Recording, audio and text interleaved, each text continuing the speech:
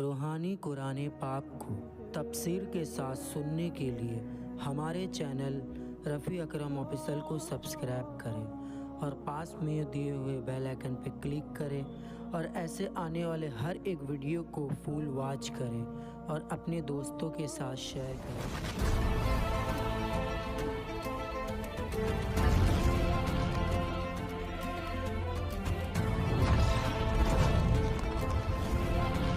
أعوذ بالله من الشیطان الرجیم،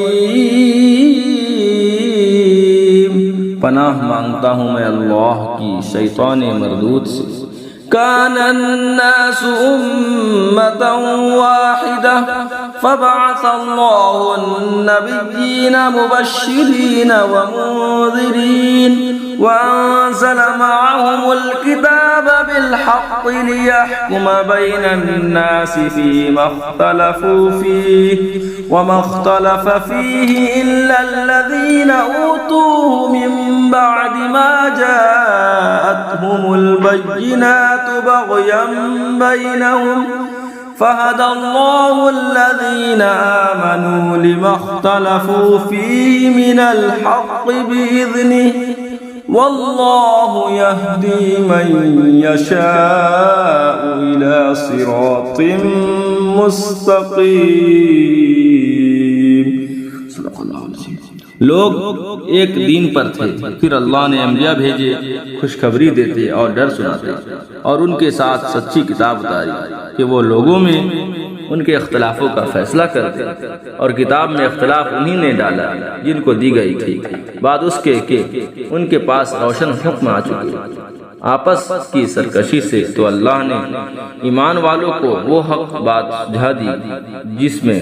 جھگڑ رہے تھے اپنے حکم سے، اور اللہ جسے چاہے سیدھی راہ دکھا۔ حضرت آدم علیہ السلام نے زمانہ سے عہد نوح تک سب لوگ ایک دین اور ایک شریعت پر تھے، پھر ان میں اختلاف ہوا تو اللہ تعالیٰ نے حضرت نوح علیہ السلام کو مبعوث فرمایا۔ یہ بعثت میں پہلے رسول ہیں، ایمانداروں اور فرما برداروں کو ثواب کی، کافروں اور نافرمانوں کو عذاب کا، جیسا کہ حضرت آدم سیس اور ادریس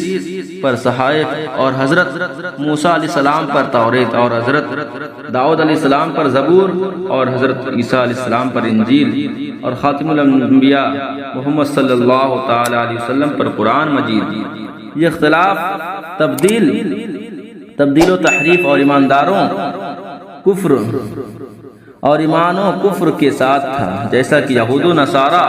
سے واقع ہوا، یعنی یہ اختلاف نادانی سے نہ تھا بلکہ اور جیسی سختیاں اور ان پر گزر چکی ابھی تک تمہیں پیش نہ آئی۔ صدق اللہ